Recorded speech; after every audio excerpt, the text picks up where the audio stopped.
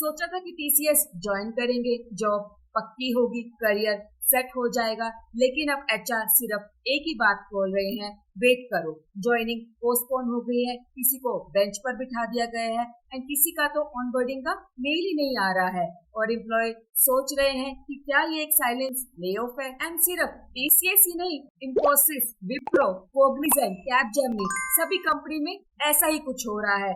जहां एक टाइम था कि आईटी जॉब को मोस्ट सिक्योर करियर जॉब बोला जाता था, आज वही लोग टेंशन में है और सवाल उठाया जा रहा है, क्या एआई की वजह से जॉब का फ्यूचर खत्म हो रहा है या बस कॉस्ट कटिंग का एक नया ही तरीका है। एंड आज की वीडियो में हम इस पूरी कहानी को समझेंगे, रीजंस, रियलिटी और कुछ सॉल्यूशंस के साथ। तो इस वीडियो को एंड तक जरूर देखिएगा, शायद ये वीडियो आपको अगले स्टेप डिसाइड करने में मदद करे।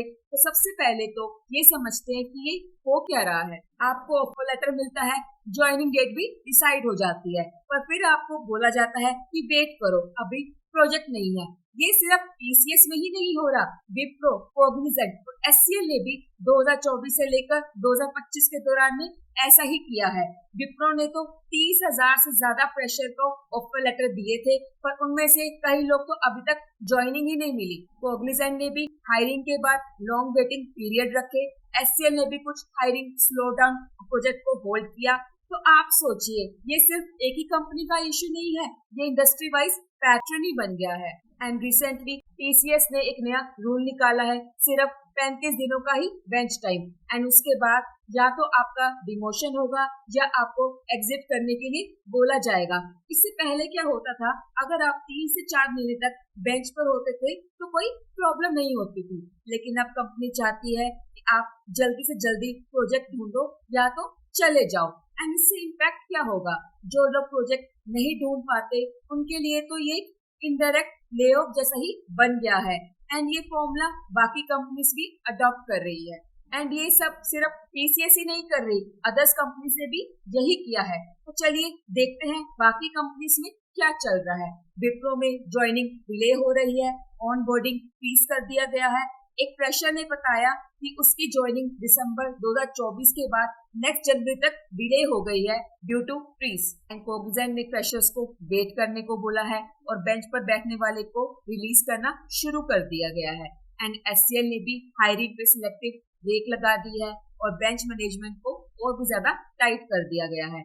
इसको लेकर कई कैंडिडेट ने पोस्ट भी डाली थी। एंड अमेज़न ने तो पूरे ग्लोबली 27,000 से ज्यादा लोगों को की जॉब को टर्मिनेट ही कर दिया है। एंड मेटा में भी 21,000 से ज्यादा ले ऑफ हो चुके हैं और कई प्रोजेक्ट्स को तो बंद ही कर दिया गया है। एंड माइक्रोसॉफ्ट भी एआई शिफ्ट के चलते कुछ क्लाउड और सपोर्ट रोल को कट कर रहा है। सो ये प्रॉब्लम सिर्फ टीसीएस तक सीमित नहीं है, पूरा आईटी सेक्टर आज कॉस्ट कटिंग के मोड में है और इसका असर सब जगह दिखाई दे रहा है। तो अब सवाल आता है कि एआई इसमें क्या कर रहा है। सो फ्रेंड्स, एआई और ऑटोमेशन ने आईटी इंडस्ट्री का पूरा लैंडस्केप ही बदल दिया है। टेस्टिंग का काम ऑटोमेट हो रहा है, डॉक्यूमेंटेशन टूल्स एआई से हो रहे हैं, कोडिंग में भी कोपायलट जैसे टूल्स आ गए हैं।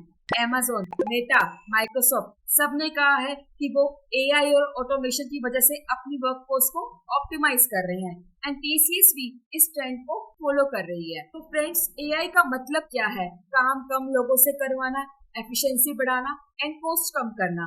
एंड इस वजह से बेंच पॉलिसी और भी ज्यादा स्ट्रिक्ट हो रही है, हायरिंग डिले हो रही है, रीस्किलिंग का प्रेशर बढ़ रहा है। एंड इस पूरे प्रोसेस का सबसे ज्यादा जो इम्पैक्ट पड़ा है वो है एम्प्लॉयज पर। ऑब्वियसली सबसे ज्यादा इम्पैक्ट जो पड़ा है वो है एम्प्लॉय पर। एंजाइटी बढ़ रही है, फाइनेंशियल स्ट्रेस बढ़ रहा है, ईएमआई, रेंट, फैमिली का प्रेशर, करियर पर तो डाउट ही लग रहा है, क्या मैं रेलिवेंट हूँ या नहीं। हर कोई एम्प्लॉय अपने आप से ये सवाल पूछ रहा है। एंड ये सिर्फ इंडिया में ही नहीं हो रहा, यूएस, यूके सब जगह लोग परेशान हैं। एंड इस वक्त लोग सब यही सोच रहे हैं, कहीं ये साइलेंट रिसेशन तो नहीं चल रहा। सो गाइस, हमें प्रॉब्लम तो समझ आ गई, अब बात करते हैं इनके सॉल्यूशन की।